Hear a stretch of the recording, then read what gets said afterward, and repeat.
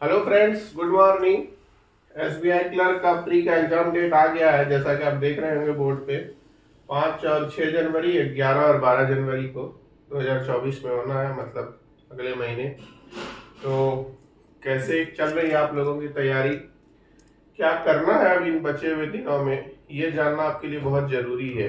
क्योंकि अब लोग जो है रस में गलती करते हैं, और साथ ही साथ एग्जाम के एक रात पहले आपको क्या करना है, इन सारी चीजों पर बात करेंगे। तो सबसे पहले ज्यादा जरूरी चीज है कि अब जो शेष बचे हुए दिन है उसमें हमारा क्या प्लान होना चाहिए।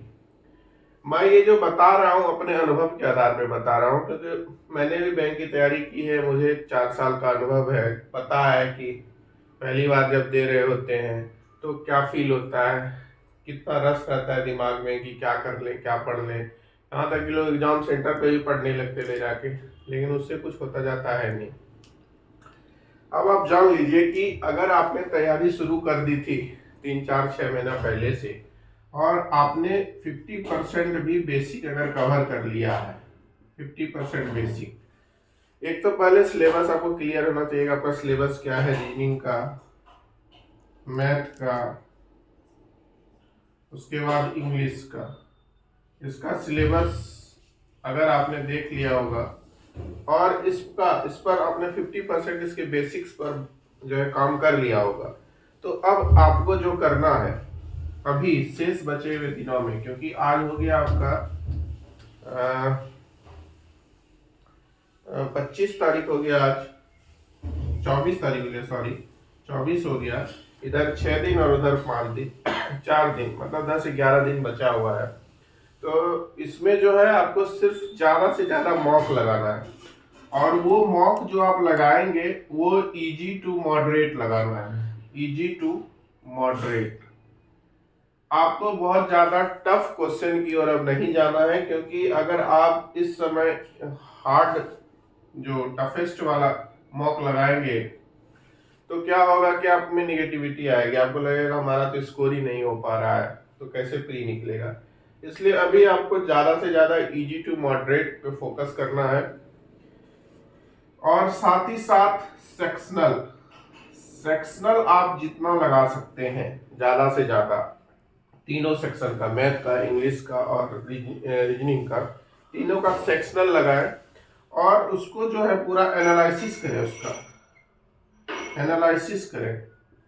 एनालिसिस करेंगे और सेक्शनल को लगाएंगे, और साथ ही साथ फुल मॉक देंगे, 2 3 आप जितना दे सकते हैं। बहुत ज्यादा नहीं देना है कि 10 मॉक 12 मॉक एक दिन में देने का प्रयास करें, ऐसा होगा भी नहीं, पॉसिबल भी नहीं है। आप 2 3 मॉक अगर दे रहे हैं दिन पूरे एक दिन में, और साथ ही साथ कुछ सेक्शनल लगा के एनालिसिस कर रहे हैं, तो वो एनफ है। और साथ ही साथ आपने जो बेसिक्स में किया है 50%, जो भी बेसिक्स में किया है, ये मैं बात कर रहा हूँ उन लोगों के लिए जो पहली बार दे रहे हैं। अगर आपने 50% बेसिक्स किया है, उसमें से आपको कहीं अगर दिक्कत समझ में आ रहा है तो उन चैप्टर्स को थोड़ा थोड़ा देख सकते हैं। इससे ज्यादा अभी आप कुछ नहीं कर सकते हैं, ये बात आप जान लीजिए। और प्री निकलना होगा तो इसी में से आपका निकल जाएगा, इतने प्रयास में से। लेकिन अगर आप 6 महीना साल भर से तैयारी कर रहे हैं, आपने बैंक का एग्जाम पहले भी दे चुका है, तो आप जो है अपने हिसाब से कर सकते हैं। लेकिन अभी आपको, आपके लिए भी होगा कि आप भी अभी जो है मॉक लगाने पर ही ध्यान दें, क्योंकि प्री जो है, प्री ही वो पहला पड़ाव है जिसको पार करेंगे आप तब मेंस देंगे, फिर इंटरव्यू देंगे। चूंकि क्लर्क में इंटरव्यू तो नहीं होता है, लेकिन प्री पास करेंगे तभी मेंस आप देंगे। तो प्री निकालना बहुत जरूरी है। और प्री में क्या है ना कि आपके कंसेप्ट के साथ साथ आपके आपके वो स्पीड भी डिमांड करती है। तो इस समय अगर आप थोड़ा मंझे हुए खिलाड़ी हैं, आपने 2 4 एग्जाम दे दिया है बैंकिंग का, तो आप जो है अभी आप भी मॉक लगाएं। 1 2 मॉक तो आप जरूर लगा लें, ताकि आपका प्रैक्टिस बरकरार रहे। तो अभी यही चीजें करने का है। अभी 20 डेज स्ट्रेटजी, 10 डेज स्ट्रेटजी, ऐसा कुछ नहीं होता है, वो सब ऐसे ही बकवास की बातें हैं। आपको जो है अभी आप मॉक लगाइए, और ज्यादा से ज्यादा और अधिक करना चाहते हैं तो प्रीवियस ईयर के क्वेश्चन अगर आप उपलब्ध हो सके तो प्रीवियस ईयर के जो क्वेश्चंस हैं उसको लगाइए। मिसलेनियस में आपने देखा होगा, मैथ्स के मिसलेनियस वाले भाग में कि क्वेश्चन वन लाइनर ही होता है लेकिन आपसे सॉल्व नहीं होता एग्जाम के प्रेशर में, तो वो कंसेप्ट पे होता है। इसलिए मैंने कहा कि अगर आपका 50% कंसेप्ट है तभी आप जो है चीज़ों को कर सकते हैं। अगर मान लीजिए आपने एवरेज कर लिया है तो एवरेज से कोई प्रश्न आता है, अगर आप सॉल्व कर लेते हैं ठीक ठाक, अगर आपने प्रैक्टिस कर लिया है, उसी तरह से आपने जो है CI SI का कर लिया है, उसी तरह प्रॉफिट एंड लॉस का कर लिया है, एवरेज का कर लिया है तो ये कुछ कुछ चैप्टर्स हैं बेसिक्स के, क्योंकि इस पर जो है आपको फिर आपको डीआई भी प्री में भी डीआई आपको ऐसा डीआई मिलता है जो कि चैप्टर बेस्ड होता है। अब वैसे नॉर्मल डीआई नहीं पूछते हैं, कभी कभी पूछ भी देते हैं, लेकिन अधिकांश डीआई आप देखेंगे कि अब थोड़ा सा एवरेज परसेंटेज इन सभी को मिला के पूछ लिया जाता है। तो ये सब बेसिक्स चैप्टर है मैथ के जो कि आपने अगर किया हुआ है तो आपको बहुत सहूलियत होगी अभी एग्जाम के समय। तो प्रीवियस ईयर पेपर को जो है प्रैक्टिस करें, उसके मिसलेनियस को लगाएं, उसके जो सीरीज है डीआई है इन सब पर प्रैक्टिस करें। इंग्लिश में भी प्रीवियस ईयर का देख सकते हैं। और इंग्लिश के लिए जब अगर आप हिंदी से पढ़े हुए हैं तो इंग्लिश एक प्रॉब्लम रहती है, सबके लिए रहती है, मेरे लिए भी थी। तो इंग्लिश में आप यही कर सकते हैं कि जितना से जितना ज़्यादा रीड कर सकते हैं, जितना आप रीड करेंगे उतना आपका कंसेप्ट क्लियर होगा, उतना आप जो है जैसे फिलर्स है एरर्स है उसमें आप उसको जो है रिकॉग्नाइज कर पाएंगे। और इंग्लिश में रूल आप कितना पढ़ लें, रूल आप याद करके चले जाएं, इससे 2 से 3 क्वेश्चन आप बना लेंगे, ये मैं मानता हूँ। लेकिन इंग्लिश में अगर अच्छा स्कोर करना है तो उसका एक ही जो है नियम है, वो है रीडिंग। जितना ज़्यादा से ज़्यादा आप रीड करेंगे, समझेंगे, ध्यान से उसको देखेंगे, तो वही रीड आपको एग्जाम में काम देगा। पैसेज को आपने पढ़ा, पैसेज को पढ़ने से पहले एक बार क्वेश्चन आपको देख लिए कि क्या क्या क्वेश्चन उसमें पूछा है, एक बार क्वेश्चन को देख लिए, उसके बाद पैसेज पढ़े, तो उससे क्या होगा ना, आपको हिट करेगा कि अच्छा ये क्वेश्चन यहाँ लाइन मिलेगा तो हिट करेगा, और उसी अनुसार हम लोग इसको सॉल्व करते हैं। मैंने भी वैसे ही किया था, रूल रेगुलेशन तो मैंने भी बहुत पढ़ा था, लेकिन वो कितना काम देता है वो तो एग्जाम जाने के बाद पता चलता है, तो उसमें कुछ होता जाता है नहीं। उसको पढ़ लीजिए लेकिन रीडिंग पे ज़्यादा फोकस करिए। और दूसरी चीज़ें मैं यहाँ पर ये बताना चाहूँगा कि एग्ज़ाम के समय जब आप एग्ज़ाम देने जा रहे हो तो कुछ चीज़ें आप पहले से कर लीजिए। जैसे एडमिट कार्ड लोग जो है डाउनलोड कर लेते हैं, उसमें फ़ोटो नहीं चिपकाते हैं या फोटो लेके नहीं जाते हैं, तो आपने जो एग्जाम अप्लाई करते समय जो फोटो उसमें डाला था वो फोटो आपके पास होना चाहिए। एडमिट कार्ड में प्रॉपरली चिपका के एक अपना आइडेंटिटी कार्ड वगैरह कुछ लेके जाइए प्रॉपर, ताकि वहाँ कोई रस ना रहे, कोई दिमाग में प्रेशर ना रहे, क्योंकि एग्जाम प्रेशर का गेम है। अगर आपने उसको हैंडल कर लिया सही से तो आप पास हैं, और अगर नहीं कर पाए तो फिर वही जो है दिक्कत हो जाता है। अब एग्जाम को कैसे अप्रोच करना है, जैसे अब मान लीजिए तैयारी हो गई, सब कुछ कर लिए, जितना करना था करके चले गए, अब तो हम उसमें कुछ नहीं कर सकते, बहुत ज़्यादा जोड़ तोड़ नहीं कर सकते, तो अब क्या करें। पहली बात, एग्जाम के जो एक दिन पहले की रात है उसमें तो प्रॉपर सोइए, ठीक है।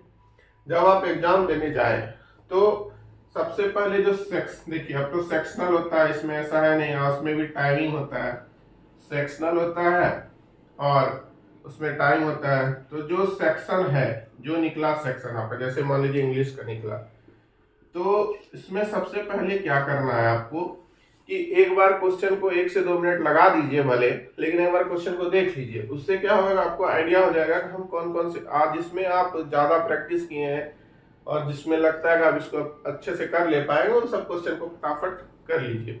तो सबसे पहले अपना अप्रोच रखिए कि एक बार क्वेश्चन को हमको पूरा देख लेना है, क्योंकि हम क्या होता है जैसे ही सेक्शन खुला भिड़ जाते हैं पहले क्वेश्चन से, और यहीं पर हमारा समय किल हो जाता है।